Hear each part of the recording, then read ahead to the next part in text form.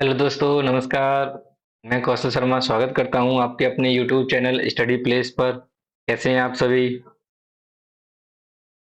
आशा करता हूं आप सभी अच्छे होंगे।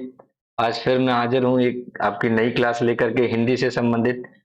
कल हमने आप पढ़ा था कि विलोम शब्द क्या रहते हैं, किस प्रकार के विलोम शब्द के क्वेश्चंस आते हैं, वो हमने पढ़ा था। आज का टॉपिक रहेगा वाक्य एवं बर्तनी अशुद्ध, बर्तनी शुद्धि या अशुद्धि, कि किस प्रकार से वाक्य में या वर्तनी की दृष्टि से शब्द शुद्ध और अशुद्ध होते हैं।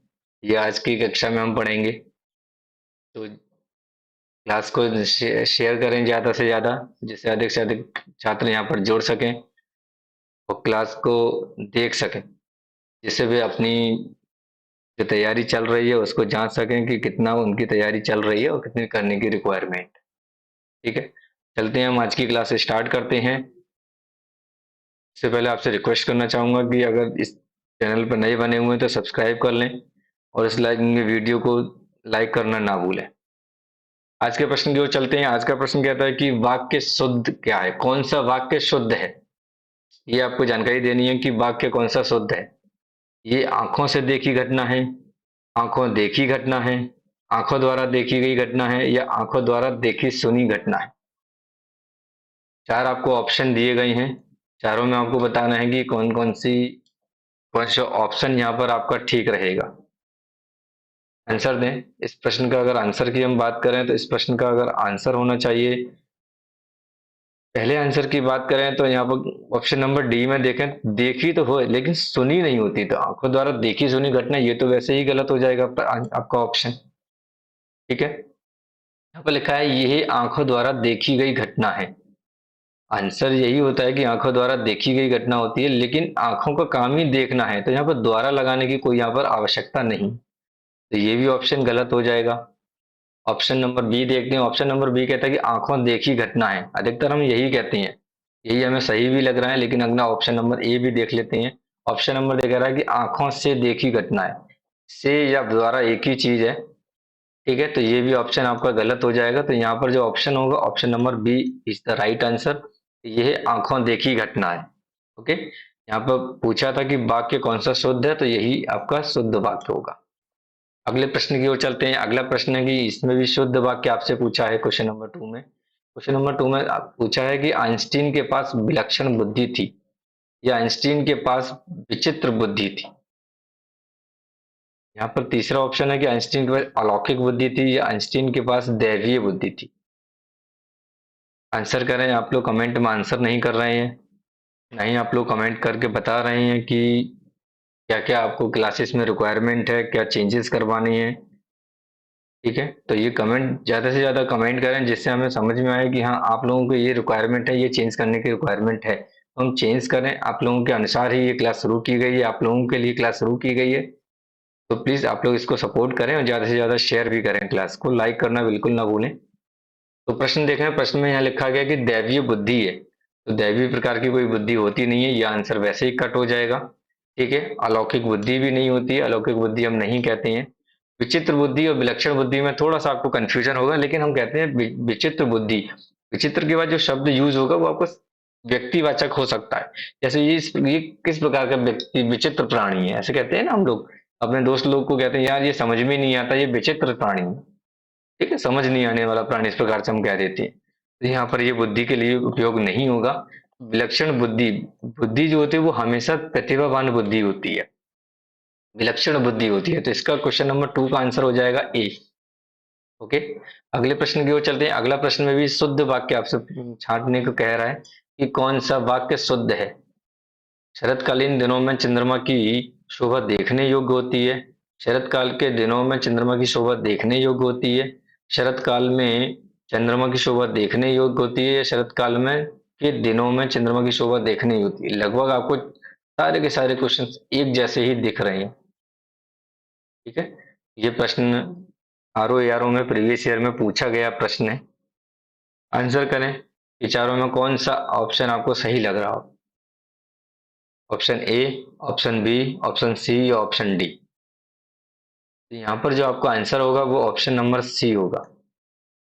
क्या रहेगा? ऑप्शन नंबर सी, कि शरत काल में चंद्रमा की शोभा देखने योग्य होती है। क्यों?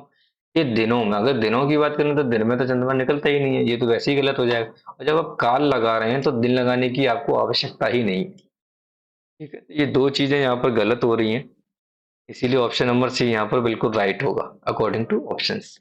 तो क्वेश्चन नंबर 3 का आंसर ऑप्शन नंबर सी हो जाएगा। अगले प्रश्न की ओर चलते हैं। अगला प्रश्न कहता है कि कौन सा शुद्ध वाक्य है? दही खट्टी है, दही खट्टा है, दही खटास है, या दही खटाई है? आंसर करने बहुत ही आसान सा क्वेश्चन है, बहुत सिंपल क्वेश्चन है। जनरली लोगों को द्वारा यूज भी किया जाता है कि दही खट्टी है या दही खट्टा है। जो डेली बेसिस पे यूज करते होंगे, साधारण घरों में इस वाक्य को बोला भी जाता है कि दही खट्टी हो गई है या दही खट्टा हो गया है, इस प्रकार से बोलते हैं। तो ऑप्शन नंबर सी और ऑप्शन नंबर डी तो पहले ही समाप्त हो जाते हैं, क्योंकि इस प्रकार से कोई शब्द होते ही नहीं है। खटास की बात करें तो भाववाचक संज्ञा यहाँ पर दिखाई देती है, भाववाचक संज्ञा के स्थान पर, तो ये इस प्रकार का शब्द होता ही नहीं है। ठीक है, खटाई हम इसको कह नहीं सकते, क्योंकि खटाई जो तो आम से संबंधित शब्द हो जाता है कि आम की हम लोग ज्यादातर खटाई बनाते हैं, और वही आम की खटाई ही कही जाती है। ओके, दही खट्टी है, दही खट्टा में थोड़ा सा आपको कंफ्यूजन हो रहा होगा, तो मैं आपको बता दूं कि दही जो है वो एक पुल्लिंग शब्द है, ना कि स्त्रीलिंग शब्द है। तो पुल्लिंग शब्द के साथ पुल्लिंग शब्द भी यूज होगा, तो पुल्लिंग जो है वो ऑप्शन नंबर बी में है। तो क्या कहेंगे हम? दही खट्टा है। दही खट्टी है कभी नहीं कहते, घरों में भी हम ज्यादातर यूज करते हैं, माता जी ने दही दिया तो आप सीधे बोलेंगे माता जी दही खट्टा हो गया है, ये कभी नहीं कहते दही खट्टी हो गई है ना। तो आंसर जो होगा वो ऑप्शन नंबर बी हो जाएगा। ओके, अगले क्वेश्चन की ओर चलते हैं। अगला क्वेश्चन कहता है कि कौन सा वाक्य शुद्ध है?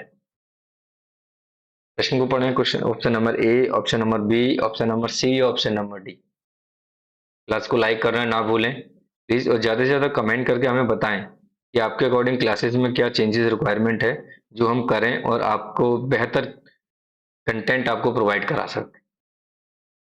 इस प्रश्न में ऑप्शन नंबर ए कहता है कि सुरेश को एक पाती लिखना है, या सुरेश ने एक पाती लिखनी है, सुरेश के लिए एक पत्र लिखनी है, या सुरेश के लिए एक पत्र लिखना है। यहाँ पर पाती शब्द से कोई मतलब नहीं बनता है, तो ये ऑप्शंस आपके नहीं होंगे। ठीक है, ऑप्शन नंबर सी और डी में थोड़ा सा कंफ्यूजन होगा कि एक पत्र लिखनी है और एक पत्र लिखना है, लेकिन जनरली हम जो लिख बोलते हैं वो सुरेश के लिए एक पत्र लिखनी है, इस प्रकार से बोलते हैं, जबकि ये बिल्कुल गलत है। हमें जो है पत्र जो है इसके साथ एक पुल्लिंग क्रिया आएगी। यहाँ पर आंसर होगा ऑप्शन नंबर बी, तो सुरेश के लिए एक पत्र लिखना है। ओके, तो ऑप्शन नंबर डी आपका राइट आंसर हो जाएगा। अगला प्रश्न चलते हैं। अगले प्रश्न भी वो कहते हैं कि यहाँ पर अब वर्तनी से रिलेटेड शब्द आपसे पूछे गए हैं, कि अशुद्ध वर्तनी वाला शब्द पूछा है। यहाँ पर ध्यान दीजिएगा, ये इन्होंने पूछा है कि अशुद्ध वर्तनी क्या है, कौन से शब्द की अशुद्ध वर्तनी है? प्रज्वलित, समुज्ज्वल, उज्ज्वल, या फिर समज्ज्वल। देखो, प्रज्वलित बिल्कुल सही शब्द है, उज्ज्वल भी आपका बिल्कुल सही शब्द है, उज्ज्वल ऐसे ही लिखते हैं। कभी कभी एक ही आधा जात दे देता है जो कि गलत होता है। यहाँ पर इसी प्रकार से option number B, option number D में थोड़ा सा कंफ्यूजन होगा। बताएं क्या आंसर रहने वाला है ऑप्शन नंबर डी में? तो आंसर ये जो रहने वाला है, ये ऑप्शन नंबर बी और डी में आंसर रहेगा। ऑप्शन नंबर डी जो है वो गलत है। यहाँ पर जो answer option number C B जो है वो सही आंसर है। तो इस क्वेश्चन का क्वेश्चन नंबर 6 का आंसर ऑप्शन नंबर डी हो जाएगा। ओके, ये ऑप्शन नंबर ए, बी और सी सही वर्तनी की दृष्टि से सही शब्द है। अगला प्रश्न भी कह रहा है कि अशुद्ध शब्द पूछ रहा है। यहाँ पर आपको फिर से अशुद्ध शब्द छांटने के लिए कह रहा है कि कौन सा अशुद्ध शब्द है। ओके, तो अशुद्ध शब्द में पारलौकिक, दूरदर्शन, दुर्धर्ष और निश्चेष्ट, या फिर आशीर्वाद। चार प्रश्न आपको दिए गए हैं, चार प्रश्नों में बताएं, चार ऑप्शंस दिए गए हैं, इन प्रश्न का आंसर क्या रहेगा कमेंट करके बताएं। तो इस प्रश्न का जो आंसर होगा वो आंसर रहेगा बी। ठीक है, क्योंकि आशीर्वाद ऐसे ही लिखा जाता है। आशीर्वाद में अगर वर्तनी की दृष्टि से पूछा जाता है तो कभी कभी आशीर्वाद के ऑप्शन में यहाँ पर रा लगा देते हैं, या फिर ये रा है वो यहाँ लगा देते हैं। ठीक है, इस प्रकार से ऑप्शंस आपको त्रुटि करवाती हैं। ओके, तो आंसर अपना जो रहना है यहाँ पर वो रहेगा निश्चेष्ट।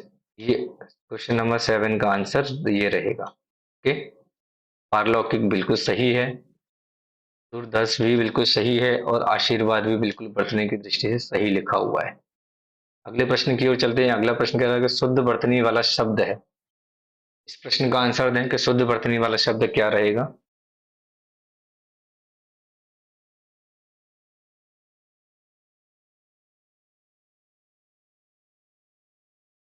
क्वेश्चन नंबर 8 का आंसर दीजिए। क्या रहने वाला है इस प्रश्न का आंसर।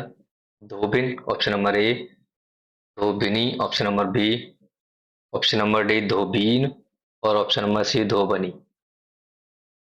तो ये धोबी शब्द का स्त्रीलिंग शब्द है, सभी को पता भी होगा।